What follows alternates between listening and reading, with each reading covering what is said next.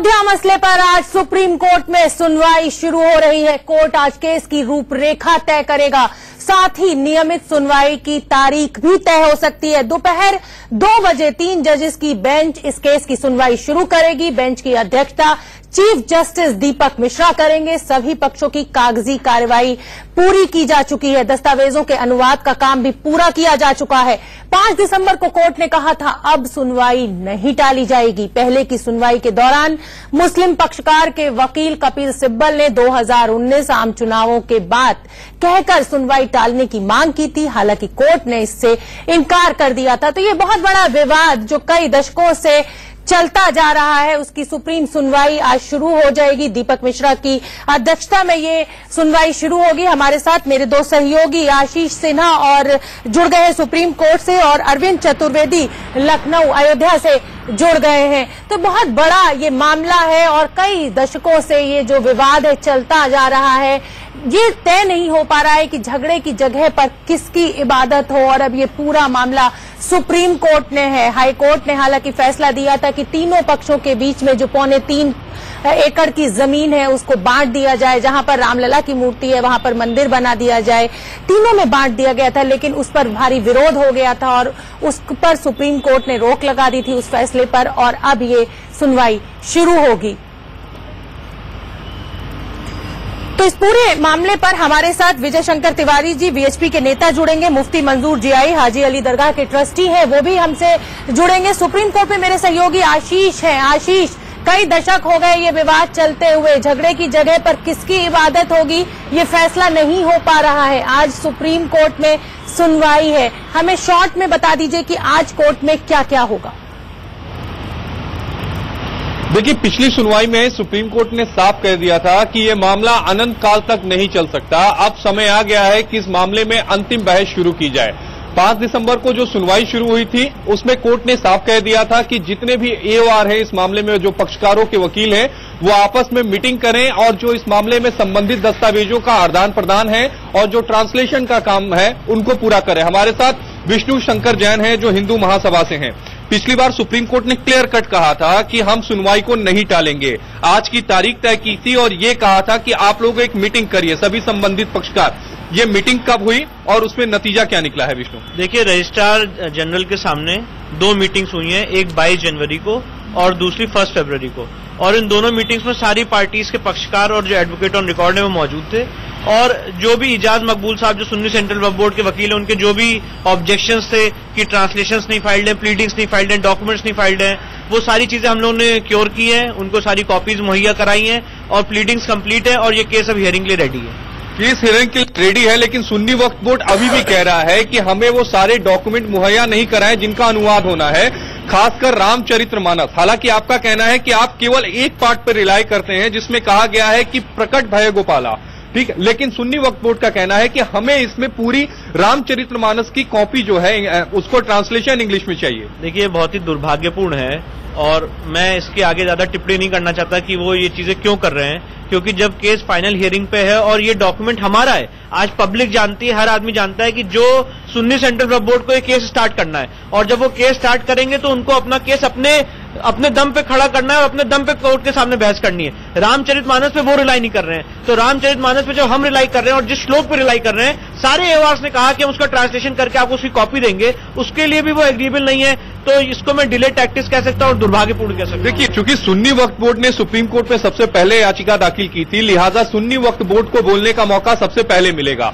शायद सुन्नी वक्फ बोर्ड इसी का ये सहारा ले रही हो, चूंकि उनको पहले आर्गुमेंट करना है, डॉक्यूमेंट कंप्लीट नहीं हुए तो सुनवाई कैसे आगे बढ़ेगी? देखिए, यही पिछली बार सुप्रीम कोर्ट में हुआ था जब सुन्नी वक्फ बोर्ड ने वॉकआउट करने की कोशिश की थी, और इसीलिए अगर सुन्नी वक्फ बोर्ड सुनवाई के लिए तैयार नहीं होगा तो हिंदू पक्ष रेडी है और वो अपना केस सुनवाई के लिए आगे बढ़े। एक बार दर्शकों के लिए बताइएगा, ये 7 जो अलग अलग भाषाएं हैं वो कौन सी हैं और कितने पन्ने का जो डॉक्यूमेंट है जिनका अनुवाद किया गया, और यूपी सरकार को जो अनुवाद करना था, जो बयान दर्ज हुए थे हाई कोर्ट में, वो कितने पन्नों में यूपी सरकार ने बयान को दर्ज किया है और सुप्रीम कोर्ट में दाखिल किया है? देखिए, सुप्रीम कोर्ट में यूपी सरकार ने 53 वॉल्यूम्स में सारे ट्रांसलेशंस फाइल किए हैं। ये 7 भाषाओं में ये ट्रांसलेशन है, उर्दू, फारसी, अरेबिक, पाली, संस्कृत, हिंदी, इन सारे भाषाओं के ट्रांसलेशन, इंग्लिश, इन सारे भाषाओं के ट्रांसलेशन सुप्रीम कोर्ट में फाइल हुए हैं। और मेरे हिसाब से प्लीडिंग्स कंप्लीट है। जितने डॉक्यूमेंट्स का आदान प्रदान होना था वो हो चुका है, और अगर सुन्नी सेंट्रल वक्फ बोर्ड आज की डेट में हियरिंग के लिए आगे नहीं प्रोसीड करेगा तो हिंदू पक्ष अपने केस ठीक है।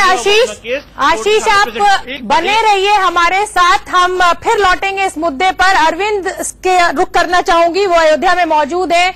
अरविंद, अयोध्या के पंडित लगातार कह रहे हैं कि रामलला 25 साल से टेंट में है, मंदिर बनना चाहिए। वहां पर क्या माहौल है? आज सुनवाई शुरू हो रही है सुप्रीम कोर्ट में।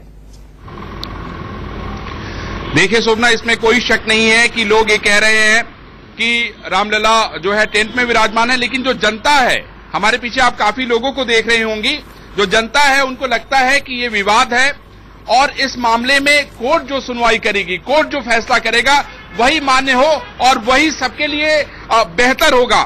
हमारे साथ शोभना बहुत सारे लोग हैं और मैं आपको बताना चाहता हूं कि ये क्या कहते हैं, हम इनकी बात सुने कि ये अयोध्या के जो लोग हैं वो क्या कहते हैं। आपको क्या लगता है कि आज सुप्रीम कोर्ट में सुनवाई शुरू हो गई है, क्या होगा? नहीं, कोर्ट का फैसला जो भी आएगा वो सभी लोगों को मान्य होगा और सभी लोग उसको मानेंगे, कुछ अच्छा ही होगा। अच्छा होगा। आपको लगता है कि आपसी जो बातचीत का मसला था, बातचीत से हल निकालने की बात हो रही थी, अब क्या वो उससे लोग नहीं मानेंगे? नहीं, वो भी मानेंगे, क्यों नहीं मानेंगे, बिल्कुल मानेंगे, मगर अगर कोर्ट को होगा तो उसको सभी कोई मान करेंगे। कोर्ट को सम्मान करते हैं हर समाज के लोग, चाहे मुस्लिम समाज के लोग हों चाहे हिंदू समाज के लोग हों, सभी लोग मानेंगे। आपको क्या लगता है कि क्या होना चाहिए? आपको क्या लगता है कि आज कोर्ट की सुनवाई हो रही है, कोर्ट का फैसला सब लोग मानेंगे, कोर्ट जो करेगा वो ठीक करेगा? नहीं, कोर्ट जो न्याय फैसला करेगा, जायज फैसला करेगा, वही मान्य होगा। और आपको भी लगता है कि कोर्ट ही फैसला करे तो बेहतर है? बेहतर तो वही है कि जो कोर्ट फैसला करेगा उसी को सबको मानना पड़ेगा।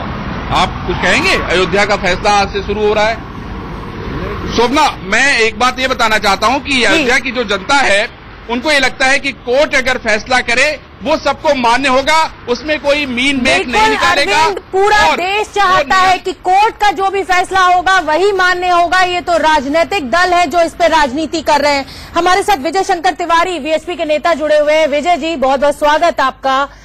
अभी तो कोर्ट का फैसला आया भी नहीं है, सुनवाई आज से शुरू हो रही है सुप्रीम कोर्ट में। आपने तैयारियां शुरू कर दी, आपने बयानबाजी शुरू कर दी, आपने एक तारीख दे दी कि मंदिर बनाएंगे।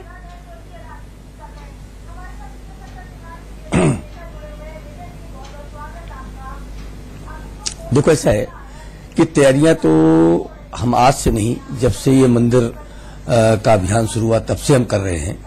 और 6 दिसंबर 1992 में जब से ढांचा गिरा उसके बाद पत्थरों की तराशी, उसकी तैयारी हम कर रहे हैं। और करने का आधार भी है, कोई हवा में नहीं कर रहे हैं। इतिहास हमारे साथ है, पुरातत्व साक्ष्य हमारे साथ है, समाज हमारे साथ है, आस्था हमारे साथ है। भगवान श्री राम जन्मभूमि का मामला है, अयोध्या में भगवान श्री राम का जन्म हुआ, ये दुनिया जानती है, साक्ष्य भी कहते हैं, इतिहास भी कहता है। इसलिए उसकी तैयारी करने में कोई दिक्कत नहीं है और हम तैयारी में हैं। जब भी हमारे पक्ष में निर्णय होगा, जो भी हमारे साथ निर्णय खड़ा हो जाएगा, तो हम मंदिर निर्माण तुरंत प्रारंभ करने की स्थिति में हैं। तो अगर फैसला आपके पक्ष में नहीं आया तब क्या करेंगे सर? चलिए, मैं आप पर इस सवाल पर लौटूंगी। मेरे सहयोगी आशीष आपसे कुछ पूछना चाहते हैं। जी आशीष, आप विजय जी से कोई सवाल करना चाहते हैं? जी बिल्कुल, विजय जी से एक मेरा सवाल है। दरअसल शिया वक्फ बोर्ड जो इसमें एक पक्षकार है, सूत्र हमारे बताते हैं कि शिया वक्फ बोर्ड वीएचपी के संपर्क में है। दरअसल शिया वक्फ बोर्ड ने 1946 के फैसले को सुप्रीम कोर्ट में चैलेंज किया है 70 साल बाद, जिसमें लखनऊ की निचली अदालत ने जो जमीन पे मालिकाना हक था वो शिया वक्फ बोर्ड की जगह सुन्नी वक्फ बोर्ड को दे दिया। दरअसल सवाल ये है कि क्या वो वाकई शिया वक्फ बोर्ड के संपर्क में है? उनकी मीटिंग कल शाम को हुई है। अगर मीटिंग हुई है तो उस मीटिंग में क्या निकला?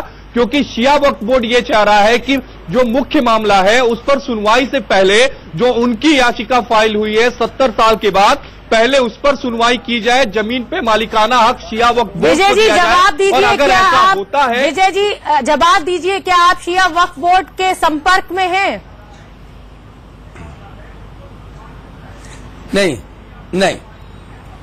बिल्कुल नहीं, बिल्कुल नहीं, बिल्कुल शिया वक्फ बोर्ड के संपर्क में नहीं है। हमारा उनसे इस सारे विषय में कोई लेना देना नहीं है। जो भी उनके प्रयास है उनके स्वतंत्र हैं। जैसे कई लोग स्वतंत्र प्रयास कर रहे हैं वैसे शिया वक्फ बोर्ड कर रहा है। हमारा शिया सेंट्रल वक्फ बोर्ड से कोई लेना देना नहीं है, कोई संपर्क नहीं है। चलिए ठीक है, सभी मेहमान हमारे साथ बने रहे, हमारे दो सहयोगी भी हमसे जुड़े हुए हैं। सुप्रीम कोर्ट में बाबरी विवाद पहुंच चुका है, सुनवाई शुरू होनी है। दीपक मिश्रा की अध्यक्षता में ये मामला पूरा सुना जाएगा। हमारे साथ तमाम गेस्ट जुड़े हुए हैं। विजय शंकर तिवारी वीएचपी के नेता हैं, मुफ्ती मंजूर जियाई साहब हाजी अली दरगाह के ट्रस्टी हैं, मेरे दो सहयोगी अरविंद और आशीष जुड़े हुए हैं।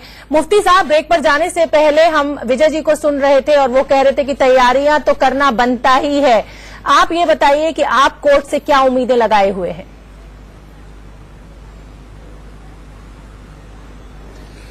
मोहतरमा, सबसे पहले मैं आपको बता दूं कि हिंदुस्तान की आवाम जमहूरियत पसंद है और जमहूरियत पर यकीन रखती है और हिंदुस्तान में हम बसते हैं और हम हिंदुस्तानी हैं, अपने दिलों में मोहब्बत रखते हैं अपने मुल्क का और अपने मुल्क के संविधान की भी इज्जत करते हैं। और जब हम अपने मुल्क की इज्जत करेंगे, अपनी जमहूरियत पर यकीन रखेंगे, तो कोर्ट पर भी हमें पूरा यकीन और भरोसा है कि जो लोग अपने विवादित बयान देना चाहते हैं वो दे, जो जैसी तैयारी करना चाहते हैं वो करें।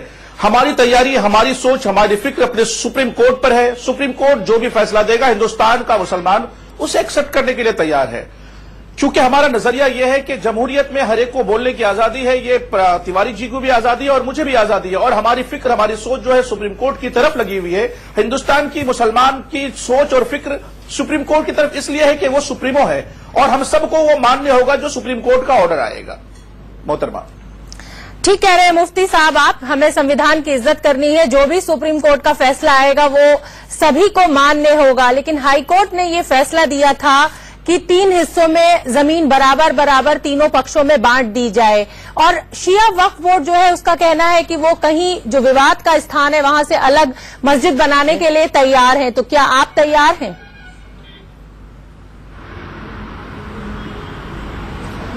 देखिए, सबसे पहला मौजूद यह है कि मस्जिद हम दूसरी जगह कैसे बनाएंगे और शिया वक्फ बोर्ड का अपना मामला है, अपना रुख है और उन्होंने अपनी बातों को कोर्ट के सामने रखा है। उस पर भी बहस होनी बाकी है और उस पर आगे गुफ्तगू होगी। लेकिन मैं आपको बता दूं कि हिंदुस्तान की आवाम और हिंदुस्तान के मुसलमानों की फिक्र यह है कि हिंदुस्तान के अंदर में फिजा अच्छी रहनी चाहिए और हिंदुस्तान के हिंदू मुस्लिम भाइयों का जो भाईचारा है वो हमेशा हमेशा बना रहना चाहिए।